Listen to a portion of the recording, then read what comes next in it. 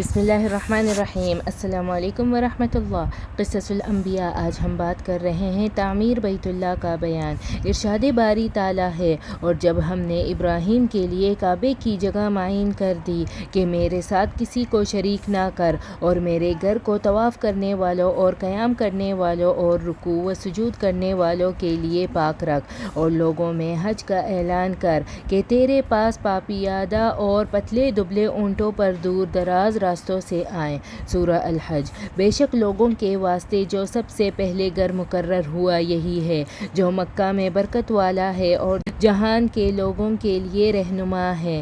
اس میں ظاہر نشانیاں ہیں مقام ابراہیم علیہ السلام، اور جو اس میں داخل ہو جائے وہ امن والا ہو جاتا ہے، اور لوگوں پر اس گھر کا حج کرنا اللہ تعالیٰ کا حق ہے، جو شخص اس تک پہنچنے کی طاقت رکھتا ہو، اور جو انکار کرے تو پھر اللہ تعالیٰ جہان والوں سے بے پرواہ ہے۔ سورہ العمران۔ اس کے رب نے کئی باتوں میں آزمایا تو اس نے انہیں پورا کر دیا۔ فرمایا بے شک میں تمہیں رب کا پیشوا بنا دوں گا۔ کہا اور میرے اولاد میں سے بھی؟ فرمایا میرا عہد ظالموں کو نہیں پہنچے گا۔ اور جب ہم نے کعبہ لوگوں کے لیے عبادت گاہ اور امن کی جگہ بنایا، اور فرمایا مقام ابراہیم کو نماز کی جگہ بناؤ، اور ہم نے ابراہیم اور اسماعیل علیہ السلام سے عہد لیا کہ تم میرے گھر کو طواف کرنے والوں کے لیے رکھو، اور جب ابراہیم علیہ السلام نے کہا اے میرے رب، اسے امن کا شہر بنا دے اور اس کے رہنے والوں کو پھولوں سے رزق دے، جو کوئی ان میں سے اللہ تعالیٰ اور قیامت کے دن پر ایمان لائے، فرمایا جو کافر ہوگا سوا سے بھی تھوڑا سا فائدہ پہنچاؤں گا، پھر اسے دوزخ کے عذاب میں دھکیل دوں گا، اور وہ برا ٹھکانہ ہے۔ اور جب ابراہیم علیہ السلام اور اسماعیل علیہ السلام کعبے کی بنیاد اٹھا رہے تھے، اے ہمارے رب ہم سے قبول کر، بے شک تو ہی سننے اور جاننے والا ہے۔ اے ہمارے رب ہمیں اپنا فرمانبردار بنا دے، اور ہمارے اولاد میں سے بھی ایک جماعت کو اپنا فرمانبردار بنا، اور ہمیں ہمارے حج کے طریقے بتا دے، اور ہماری توبہ قبول فرما، بے شک تو بڑا توبہ قبول کرنے والا نہایت رحم والا ہے۔ اے ہمارے رب، اور ان میں ایک رسول انہی میں سے بھیج جو ان پر تیری آیتیں پڑھے اور انہیں کتاب اور دانائی سکھائے اور انہیں پاک کرے، بے شک تو ہی غالب حکمت والا ہے۔ سورہ البقرہ۔ اللہ تبارک و تعالیٰ نے اپنے بندے اور رسول کا ذکر فرمایا۔ وہ اللہ تعالیٰ کے صوفی اور خلیل بھی ہیں۔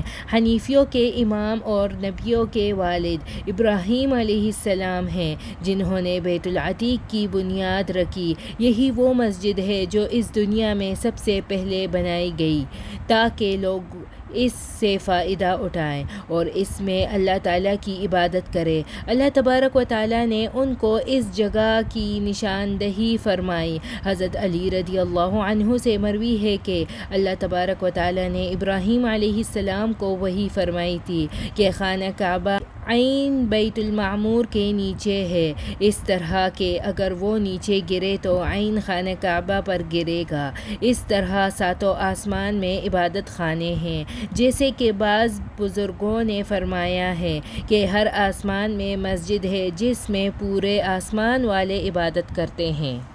اس کی حیثیت آسمانوں میں ایسے ہی ہے جیسے کہ زمین والوں کے لیے کعبے کی ہے۔ چنانچہ اللہ تبارک و تعالیٰ نے ابراہیم علیہ السلام کو امر فرمایا کہ دنیا والوں کے لیے ایک گھر بنائیں، جیسے کہ آسمانوں میں فرشتوں کے لیے عبادت خانے بنائے ہوئے ہیں۔ ساتھ ساتھ اللہ تبارک و تعالیٰ نے جگہ تعین بھی فرما دی۔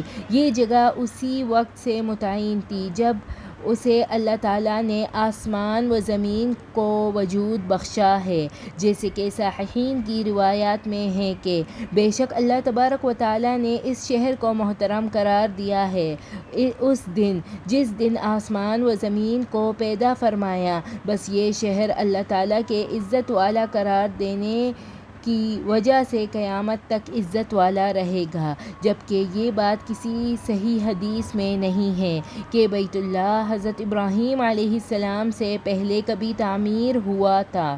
جن لوگوں نے یہ گمان کیا تھا کہ بیت اللہ پہلے سے تعمیر شدہ تھا، وہ اللہ تعالیٰ کے اس قول سے استدلال کرتے ہیں، یعنی پہلے سے وہاں عمارت تھی، لیکن یہ مطلب صحیح نہیں ہے، کیونکہ مراد اس کی جگہ ہے جو کہ اللہ تعالیٰ کے علم میں مقرر تھی اور اس کا فیصلہ ہو چکا تھا۔ انبیاء کے نزدیک وہ جگہ معظم تھی۔ حضرت آدم علیہ السلام کے زمانے سے لے کر ابراہیم علیہ السلام کے زمانے تک ہم پہلے ذکر کر آئے ہیں کہ حضرت آدم علیہ السلام نے اس پر ایک قبیلہ نصب کیا تھا۔ فرشتوں نے ان سے کہا کہ آپ سے پہلے ہم اسی گھر کا 40 مرتبہ طواف کر چکے ہیں، جبکہ نوح علیہ السلام کی کشتی بھی اس خانہ کعبہ تقریباً 40 دن تک طواف آیا تھا، لیکن یہ تمام باتیں اہل کتاب یہودیوں سے منقول ہے، جبکہ ہمارے نزدیک ثابت یہ ہے کہ اہل کتاب کی روایاتوں کی تصدیق کی جائے گی اور نہ تکذیب، لہٰذا ان سے استدلال کرنا درست نہیں ہے۔ ارشاد باری تعالیٰ ہے، بے شک لوگوں کے واسطے جو سب سے پہلے گھر مقرر ہوا یہی ہے جو مکہ میں برکت والا اور جہان کے لوگوں کے لیے رہنما ہے۔ پہلے گھر جسے لوگوں کے فائدے، ہدایات اور برکت کے لیے بنایا گیا ہے، وہی جو مکہ مکرمہ میں ہے۔ کہا گیا ہے کہ اس سے کعبے کی جگہ مراد ہے، یعنی جس جگہ حضرت ابراہیم علیہ السلام نے تعمیر فرمایا ہے، وہ اپنے بعد والے انبیاء کے والد اور اپنے اولاد میں حنیفیوں کے امام ہیں کہ وہ ان کی اقتداء کرتے ہیں اور ان کی نیت پر مضبوطی سے قائم رہتے ہیں۔ چنانچہ ارشاد ہے، مقام ابراہیم علیہ السلام، سورہ ال-عمران، یعنی وہ پتھر جس پر کھڑے ہو کر ابراہیم خلیل اللہ علیہ السلام نے خانہ کعبہ کی تعمیر فرمائی تھی، یہ پتھر ان کے صاحبزادے حضرت اسماعیل علیہ السلام نے لا کر رکھا تھا تاکہ بلند ہو کر بیت اللہ کی چار دیواری کو اونچا کر سکے۔ قدیم زمانے سے لے کر حضرت عمر فاروق رضی اللہ عنہ کے زمانہ خلافت تک یہ پتھر کعبے کی دیوار سے ہی ملا ہوا تھا۔ حضرت عمر رضی اللہ عنہ نے اسے دیوار سے تھوڑا سا دور کر دیا تاکہ طواف کرنے والوں کی وجہ سے وہاں نماز پڑھنے والوں کو مشکل نہ ہو۔ مقام ابراہیم علیہ السلام بھی مواقفات عمر رضی اللہ عنہ میں سے ہیں کہ کئی چیزوں میں اللہ تعالیٰ نے ان کی منشاء کے مطابق آیات نازل فرمائی۔ انہی میں سے ایک یہ ہے کہ انہوں نے، یعنی حضرت عمر رضی اللہ عنہ نے نبی کریم صلی اللہ علیہ وسلم سے عرض کیا تھا، کاش ہم مقام ابراہیم علیہ السلام کو نماز پڑھنے کی جگہ بنا لیتے۔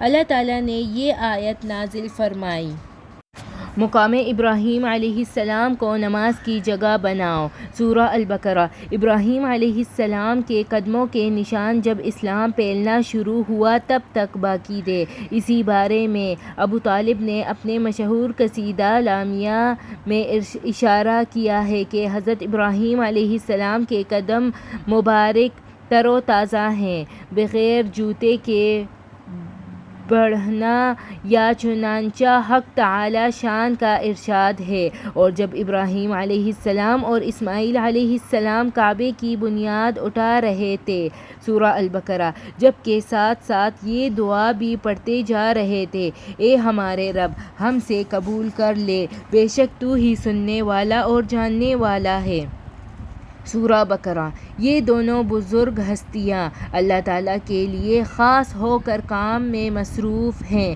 اسی اخلاص میں مستغرق ساتھ ساتھ دعا بھی فرما رہے ہیں کہ یا اللہ، اے عزت و جلال والے معبود، اے سمیع العلیم، ہمارے اس عظیم اطاعت اور سعی مشکور کو اپنے فضل و کرم سے قبول فرما لیجئے۔ اے ہمارے رب، ہمیں اپنا فرمانبردار بنا دے اور ہمارے اولاد میں سے بھی ایک جماعت کو اپنا فرمانبردار بنا اور ہمیں حج کے طریقے بتا دے اور ہماری توبہ قبول فرما۔ بے شک تو بڑا توبہ قبول کرنے والا نہایت رحم والا ہے۔ سورہ البقرہ۔ حضرت ابراہیم علیہ السلام نے شرف و فضیلت والی مسجد زمین کے اشرف حصے پر بنائی۔ وہ ایسی وادی ہے جہاں کوئی کھیتی باڑی نہیں ہو سکتی تھی۔ اپنے اہل خانے کے لیے آپ نے برکت کی دعا فرمائی کہ انہیں پھولوں میں سے رزق ملے۔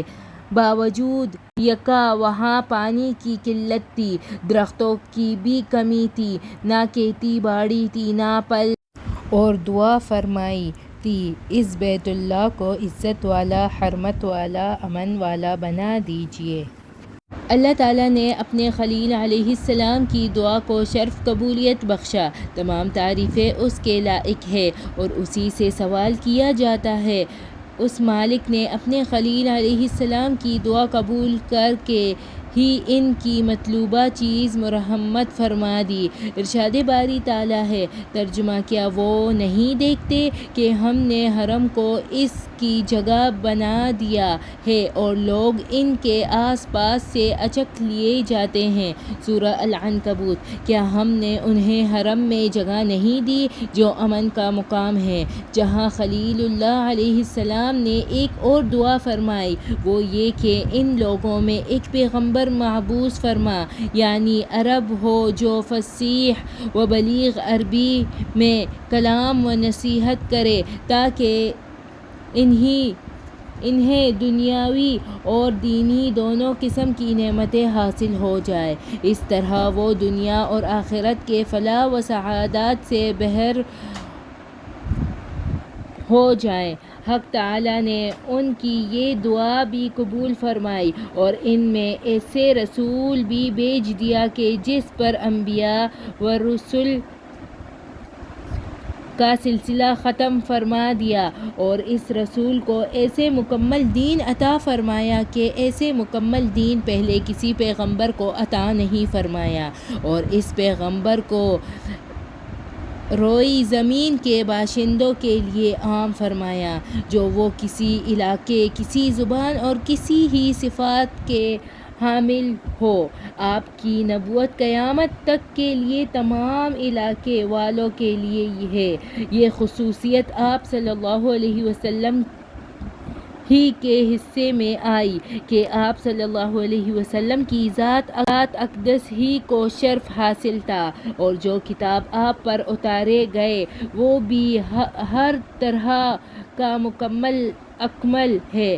جس سرزمین میں آپ کا مبعوث کیا گیا وہ ٹکڑا بھی انتہائی مشرف اور آپ کی زبان عربی بھی نہایت فصیح۔ آپ صلی اللہ علیہ وسلم اپنے امت پر کمال شفقت، لطف و مہربانی، حسب و نسب کے اعتبار سے بھی اعلیٰ اور جائے پیدائش کا بھی زمین کا بابرکت حصہ، آپ صلی اللہ علیہ وسلم کا وطن اور جائے ہجرت مدینہ منورہ سب کے سب پاکیزہ ہیں۔ حضرت ابراہیم خلیل اللہ علیہ السلام اسی لائق تھے کہ ان کی دعا قبول کی جاتی کہ جب انہوں نے دنیا والوں کے لیے کعبے کی تعمیر کی تو ان کا مقام، منصب اور جگہ آسمانوں کے بلند مقامات پر ہو۔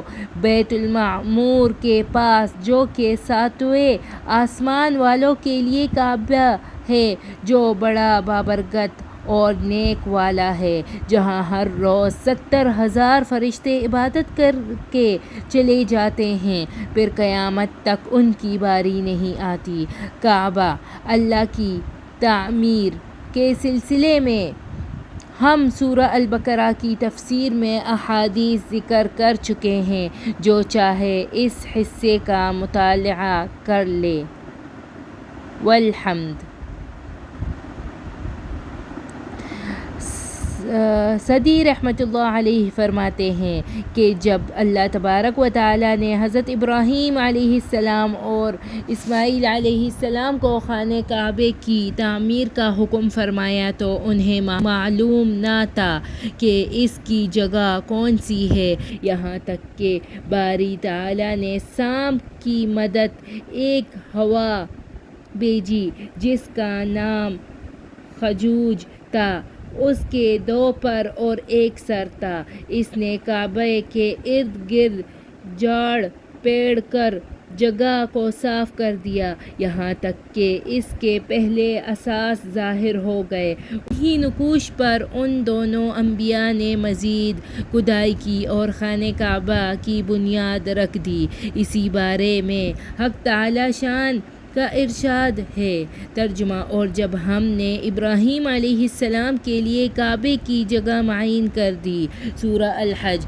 جب بنیادیں اٹھ چکی اور رکن کی تعمیر کا مرحلہ آیا، ابراہیم علیہ السلام نے اسماعیل علیہ السلام سے فرمایا، اے میرے بیٹے، یہاں رکھنے کے لیے کوئی خوبصورت سا پتھر تلاش کر لا۔ بیٹے نے عرض کیا، اے میرے ابا جان، فی الحال میں بہت تھک چکا ہوں، جانے کی ہمت نہیں کر رہا۔ ابراہیم علیہ السلام نے فرمایا، کوئی بات نہیں، میں خود دیکھ کر لاتا ہوں۔ آگے بڑھے، دیکھا کہ حضرت جبرائیل ہندوستان سے حجر اسود لے چلے آ رہے ہیں۔ وہ پتھر سفید یاقوت تھا، سگاما گھاس کی طرح سفید تھا۔ آدم علیہ السلام اسے جنت سے لے کر زمین پر اترے تھے، لوگوں کے گناہوں کے سبب یہ سیاہ ہو گیا۔ اس دوران اسماعیل علیہ السلام بھی ایک پتھر لے آئے، دیکھا کہ رکن کے پاس حجر اسود رکھا ہوا ہے۔ پوچھا، ابا جان، اسے آپ کے پاس کون لے آیا؟ فرمایا، یہ وہ شخص لایا ہے جو تجھ سے زیادہ چاک و چوبند ہے۔ انہی اوقات میں دونوں ہستیوں کی زبانوں پر یہ دعا جاری تھی، اے ہمارے رب، ہم سے قبول کر لے، بے شک تو ہی سننے اور جاننے والا ہے۔ سورہ البقرہ۔ ابن ابی حاتم رحمۃ اللہ علیہ فرماتے ہیں کہ خانہ کعبہ 5 پہاڑوں سے پتھر لے کر بنایا گیا۔ اس وقت زمین کے بادشاہ ذوالقرنین تھے۔ ایک دفعہ بادشاہ کا گزران دونوں حضرات انبیاء کے پاس سے ہوا۔ اس وقت یہ دونوں انبیاء خانہ کعبے کی تعمیر میں مصروف تھے۔ بادشاہ نے پوچھا کہ تمہیں کس نے یہ بنانے کا حکم دیا ہے؟ ابراہیم خلیل اللہ نے جواب دیا کہ ہمیں اللہ تعالیٰ نے حکم دیا ہے کہ بادشاہ نے کہا، تمہاری بات کی کون تصدیق کرے گا؟ تب 5 چینٹیوں نے گواہی دی کہ اس کام کا اللہ تعالیٰ نے انہیں حکم دیا ہے۔ تو وہ ایمان لایا اور تصدیق کی۔ ازرقی رحمۃ اللہ علیہ کہتے ہیں کہ اس نے ابراہیم علیہ السلام کے ساتھ مل کر خانہ کعبہ کا طواف بھی کیا۔ خانہ کعبہ مدت دراز تک ابراہیم علیہ السلام کی تعمیر پر برقرار رہا۔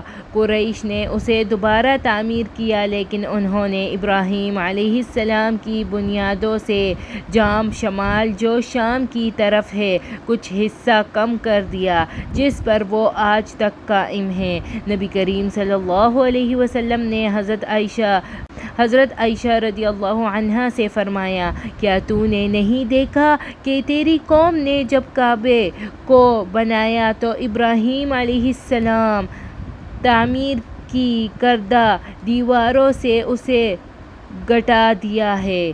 عرض کیا کہ اے اللہ کے رسول، آپ اسے انہی ابراہیم علیہ السلام کی دیواروں کے مطابق دوبارہ کیوں نہیں بناتے؟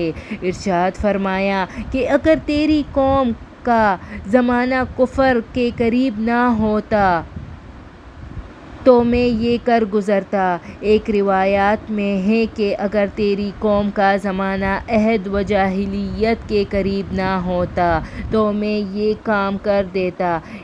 فرمایا، کفر کے قریب نہ ہوتا تو میں کعبے کا خزانہ اللہ تعالیٰ کے راستے میں خرچ کر دیتا اور اس کا دروازہ زمین کے برابر کر دیتا اور حجر اسود کو اس میں داخل کر دیتا۔ حضرت عبداللہ بن زبیر رضی اللہ عنہ نے اپنے دور میں اسے اسی طریقے پر بنا دیا تھا جن کی طرح رسول اللہ صلی اللہ علیہ وسلم نے ارشاد فرمایا تھا، جس کی اطلاع ان کے خالہ ام المؤمنین حضرت عائشہ رضی اللہ عنہا نے دیا تھا۔